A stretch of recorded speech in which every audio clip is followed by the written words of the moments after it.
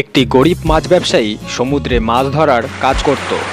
একদিন সে যেই শহরে থাকে সেই শহরের একজন ধনী ব্যক্তির ব্যবসাতে অনেক বড় লোকসান হয়। এটা শুনে সেই মাছ ব্যবসায়ীটি খুবই খুশি হয় এবং মনে মনে বলে যে এখন সে জানবে দরিদ্রতা কি। কিছু সময় পর সেই ধনী ব্যক্তিটি সেই গরিব মাছ ব্যবসায়ীর ঘরের পাশেই একটি ভাড়া বাড়িতে বসবাস শুরু করেন।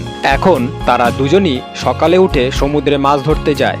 তারা দুজনেই ভালো পরিমাণে মাছ পায় এবং সেই মাছ বেচে তারা ভালো পরিমাণে টাকা উপার্জন করে।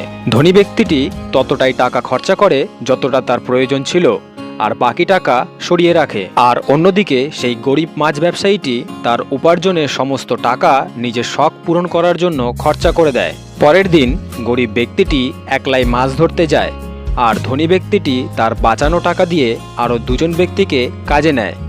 এখন তারা তিনজন মিলে মাছ ধরছিল, কিন্তু সেই গরিব ব্যক্তিটি আগের মতোই একলাই মাছ ধরছিল, আর সেই তিনজন মিলে তার তুলনায় অনেক গুণ বেশি মাছ ধরে। এবং এই ধনী ব্যক্তিটি এইবারেও নিজের যতটা প্রয়োজন ছিল সেই অনুযায়ী টাকা খরচা করে আর বাকি টাকা সরিয়ে রাখে। এইভাবে সে দিন দিন আরও লোককে নিজের সাথে কাজে রাখে, আর এটা করে করে সে একজন খুব বড় মাছের ব্যাপারী হয়ে যায়।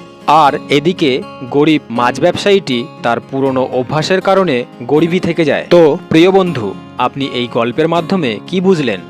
যে সমস্ত গেম মাইন্ডসেট এর আছে, এজন্য যদি কিছু বদলাতে চাও তো মাইন্ডসেটকে বদলাও।